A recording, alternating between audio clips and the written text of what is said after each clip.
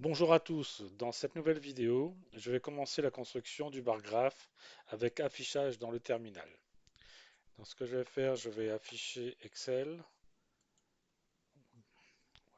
Mon objectif, c'est essayer de réaliser ce type de bar graph en code Java et de l'afficher dans le terminal Windows ou autre.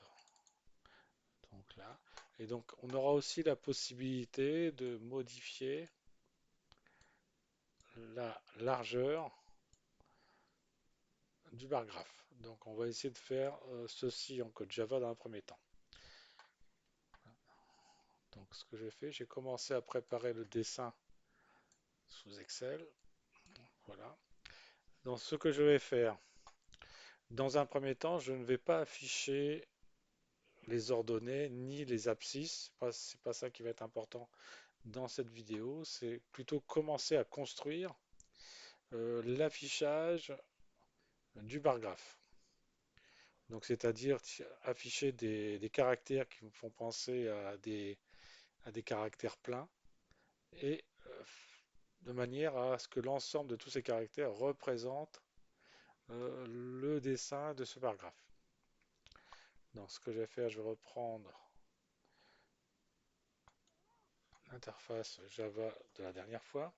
Donc le code de la vidéo précédente nous a permis de mettre en place, je reviens ici, une fonction qui me permet de récupérer la valeur max et la liste des valeurs qui est à la valeur max, et aussi de récupérer la liste des éléments le moins fréquents, c'est-à-dire différents zéros, dans la liste des mots à analyser. Donc, ce que je vais faire, je vais essayer de représenter le même graphique qui est ici. Ce que je vais faire, je vais copier les informations qui sont ici, de manière à tracer le même graphique.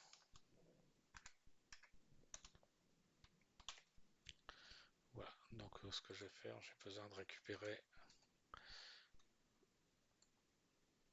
Voilà. Donc, j'ai 8, 15, 2, 5, 10 et la dernière valeur 8. Voilà, donc je vais déjà relancer. Donc là, il va me dire que E est la lettre qui apparaît le plus souvent. Et il va me dire que Y est la lettre qui apparaît le moins souvent. Ok, donc pour ça, ça fonctionne bien. Donc ce que je vais faire, je vais commencer à construire le graphe ici. Donc je vais dire plutôt, c'est une maquette, hein, maquette du bar graphe. Voilà. Donc ce que j'ai besoin, c'est de récupérer des caractères. Donc ce que je vais faire, je vais récupérer dans la table Unicode. Je vais vous l'afficher ici. Donc dans la table Unicode, ce que je vais faire, je vais récupérer les caractères qui m'intéressent de manière à élaborer le bar graph. Donc ce que je vais faire, je vais prendre ce caractère-là. Voilà, on peut le mettre sur le côté.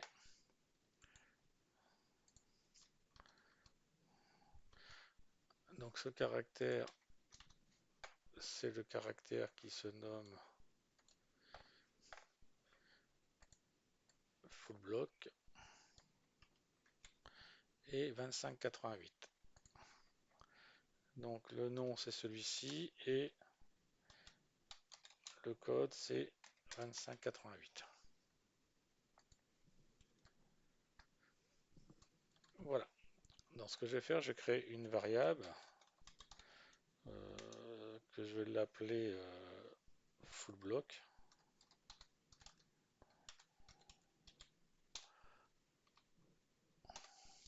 En réalité, je vais même solide parce qu'il est plein. D'accord. Et donc celui-ci en caractère Unicode 2588. Et ensuite, après, je vais faire la même chose, mais un caractère vide. Donc, empty.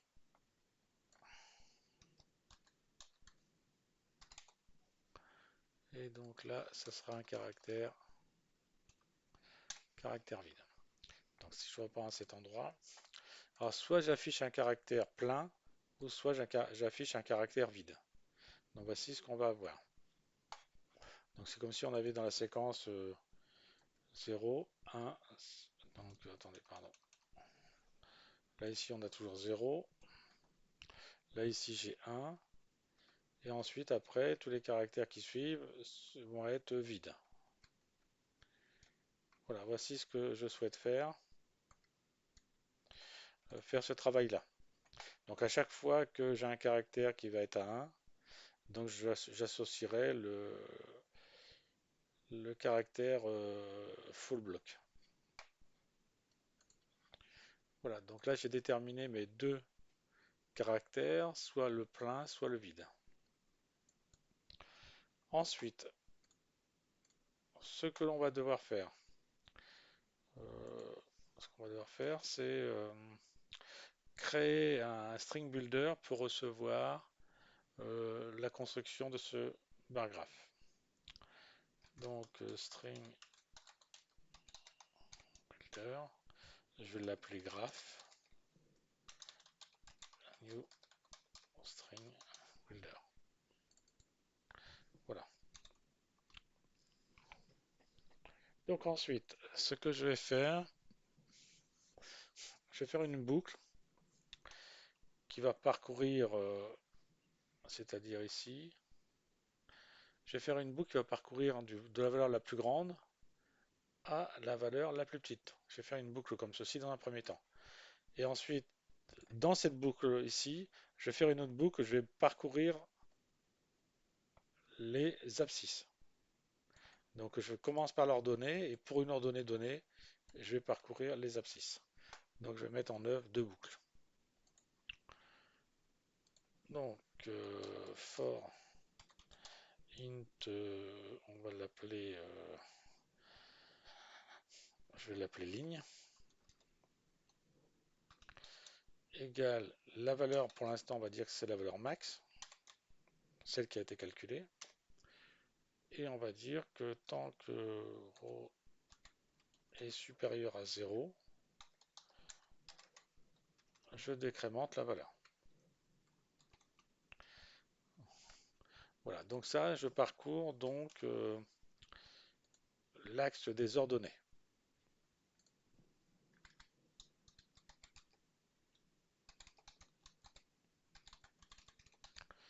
Voilà. Donc maintenant, je dois faire une autre boucle pour parcourir l'axe des abscisses. Donc pour moi, les abscisses, c'est comme si c'était des colonnes.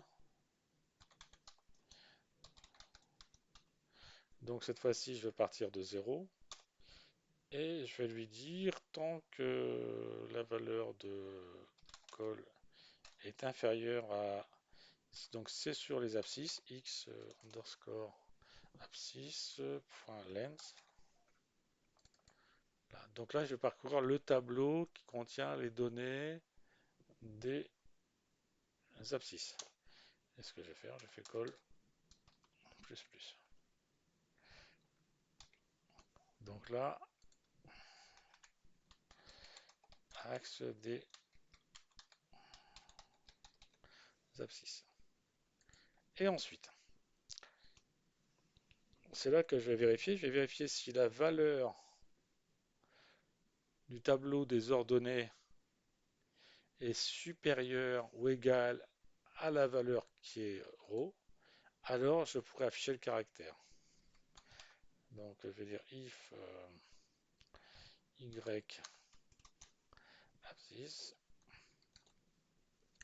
donc de col, est-ce que celui-ci est supérieur ou égal à la valeur de la ligne? Si c'est le cas, donc je vais faire graph ajouter, et donc à l'intérieur ce que je vais ajouter c'est solid full block. Sinon, je vais ajouter empty full block. Donc là, ça va être empty full block.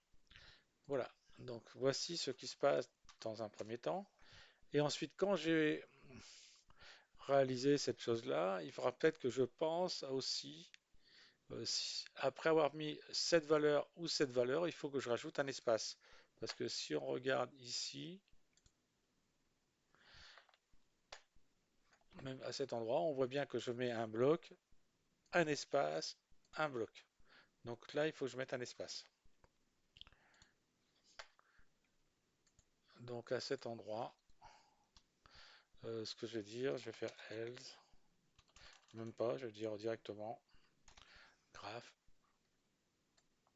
et je mets un espace. Voilà. Et ensuite, quand j'ai terminé de faire une ligne, quand j'ai terminé de faire une ligne, il faut que je fasse un saut à la ligne. Donc, graph.open, et donc je vais mettre un saut de ligne.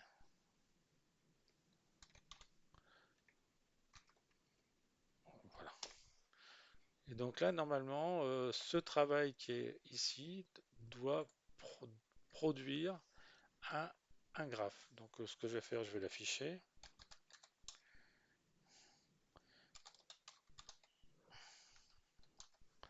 Voilà. Donc on va voir le résultat obtenu. Donc effectivement, on commence à obtenir le résultat d'un graphe.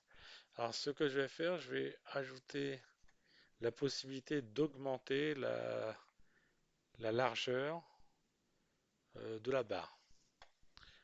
Donc ce que je vais faire, je vais rajouter une nouvelle variable. Int.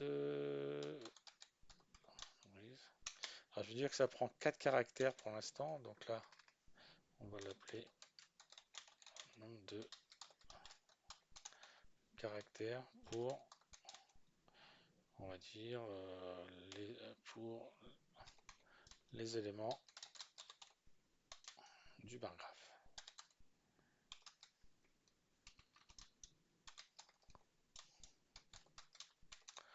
Voilà, donc et donc automatiquement, ce que je vais faire ici, je vais dire que ceci va être multiplié 4 fois. Donc je vais demander de faire un repeat largeur, et là pareil. Voilà, je relance. Voilà, donc on commence à avoir une structure qui commence un peu à ressembler. Donc voilà, le graphe, il ressemble un peu.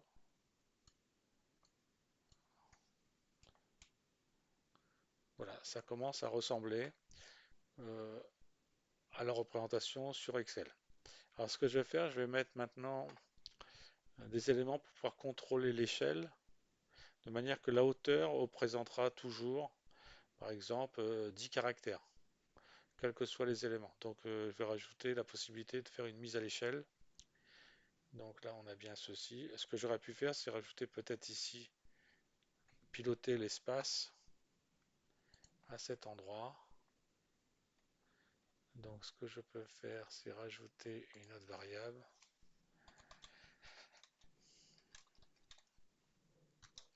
Je vais mettre 2. Donc je vais dire espace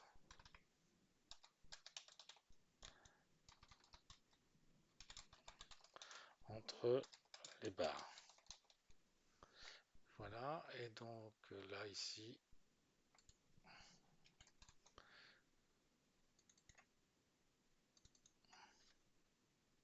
donc là j'ai mis 2 caractères. Donc comme ça, j'ai pu aérer au niveau du graphique. Donc ceci est impeccable, ça correspond à peu près à ce que l'on a ici. Ok, donc maintenant ce que je vais faire, je vais plutôt travailler sur l'échelle. Donc ce que je vais faire, je vais rajouter euh, à cet endroit. String, non, ça va être un int plutôt. Int,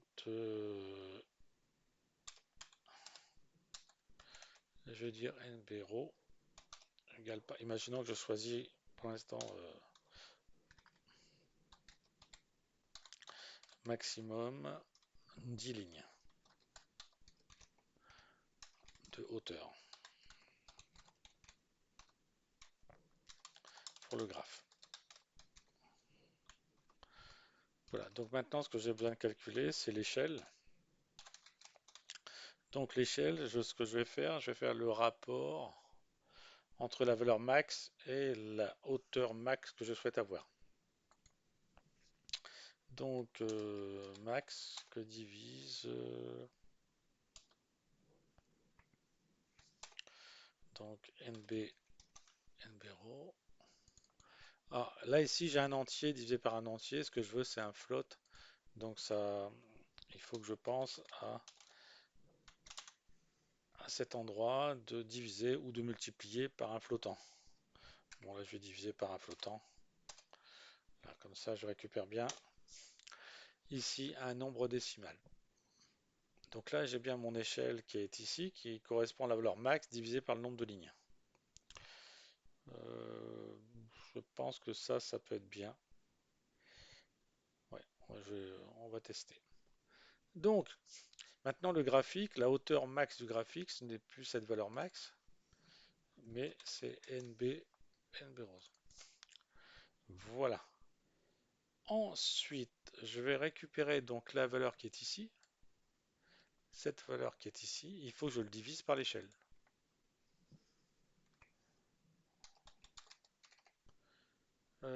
Voilà. Et là, normalement, ça doit me donner un graphique d'une hauteur de 10. Ce que je vais faire, je vais rajouter des sauts de ligne. Voilà. Donc, je lance.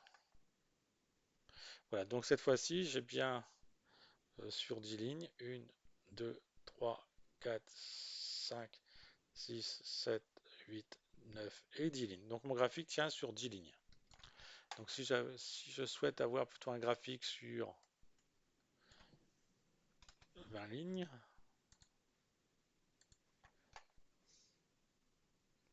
voilà, le voici sur 20 lignes. Donc là, je peux maintenant piloter l'échelle de mon graphique.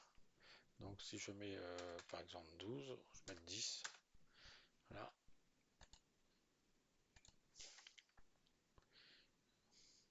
Voilà. Et la forme est bien respectée ici, hein.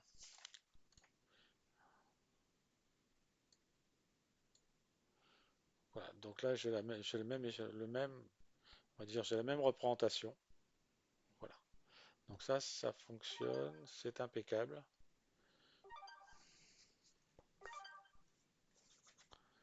Donc ça, c'est très bien. Donc, on a maintenant la possibilité de représenter dans le terminal un graphique. Donc ce que je propose, c'est dans la prochaine vidéo, c'est de pouvoir ajouter les axes avec les unités, d'ajouter l'axe des abscisses de manière à préciser que représente chacun des éléments qui est ici. Donc voici ce que je propose dans la prochaine vidéo. Donc en espérant que ces petites vidéos que je suis en train de mettre en place vous a plu et vous donne envie de me suivre sur ma chaîne. Donc ne pas hésiter à poster un commentaire et n'oubliez pas un petit coup de pouce et je vous dis à la prochaine vidéo.